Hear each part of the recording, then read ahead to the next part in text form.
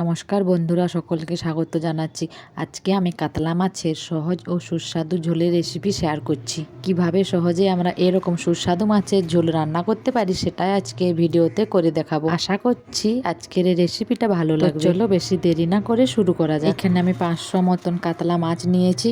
আর এখানে আমার লাগবে 2টা টমেটো, 2টা আলু, একটা পেঁয়াজ, আদা আর রসুন। তোমরা তোমাদের মাছের পরিমাণ অনুযায়ী আদা রসুনটা ব্যবহার করতে পারো।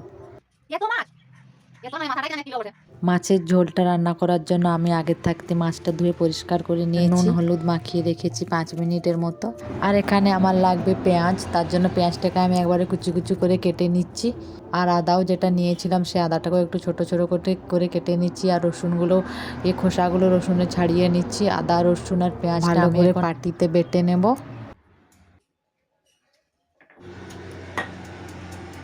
আর মাছের মধ্যে কাটা পেঁয়াজের থেকে পেঁয়াজ বাটাটা দিলে মাছের স্বাদটা সম্পূর্ণ ভালো লাগে খেতে। আর একে একে আমি এখানে আদা রসুনটাও বেটে নিচ্ছি। আর এখানে দেখাতে ভুলে গেছি জিরে আর যে সরিষা সেটাও আমি বেটে নেবো। এটা আমি এখানে আলাদাভাবে বেটে নিচ্ছি।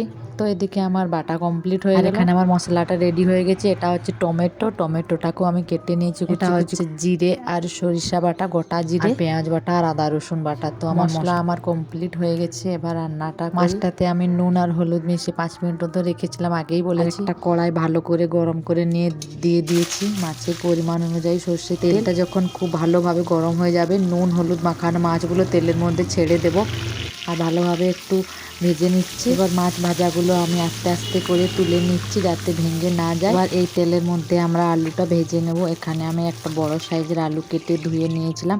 এবার আলুর উপর থেকে আন্দাজ করে নুন এবং সামান্য পরিমাণ হলুদ দিয়ে 2 মিনিটের মতো ভেজে নেব। এবার ভাজতে ভাজতে এই মধ্যে আমি দিয়ে দিচ্ছি পেঁয়াজ বাটা এবং আলুটার সাথে পেঁয়াজ বাটাটা ভালো করে ভেজে নিচ্ছি। আর এখানে আদা রসুন বাটাটা দিয়ে দেবো। ওটা যে সরষা যেটা বেটে রেখেছিলাম সেটাও দিয়ে দেবো। তারপর যে টমেটোগুলো কুচি কুচি করে কেটে রেখেছিলাম সেই টমেটোটাও দিয়ে দেবো। 2 মিনিটের মতো ভালো করে ভেজে নিচ্ছি। আর হ্যাঁ, পরিমাণ মতো নুন দিয়ে লঙ্কার গুঁড়ো এবং হলুদ গুঁড়ো দিয়ে একটু ভালো করে ভেজে নিচ্ছি। তোমরা চাইলে এখানে কাঁচা লঙ্কা বাটাও দিতে পারো। এখানে পরিমাণ মতো জল দিয়ে 5 মিনিটের মতো অপেক্ষা করব যতক্ষণ না জলটা ফুটে উঠছে। তো এদিকে আমার জলটা ফুটে উঠেছে। এখন আমি আস্তে আস্তে যে মাছগুলো ভেজে রেখেছিলাম সেই সব মাছগুলো এর মধ্যে দিয়ে দেব। দিয়ে আবারও 5 মিনিট মতো অপেক্ষা করব যাতে মাছের ভিতরে যাতে মশলাটা ঢুকে যায়। তাই একটু অপেক্ষা করে বসে আছি আমি এখন।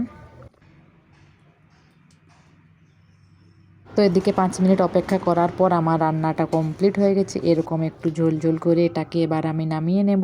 তো বেশ রেডি হয়ে গেল আমার আজকে কাতলা মাছের আলু দিয়ে ঝাল ঝাল রেসিপি। তোমরা বাড়িতে চাইলে একবার বানাতেই পারো, খুব দারুণ টেস্টি হয় খেতে।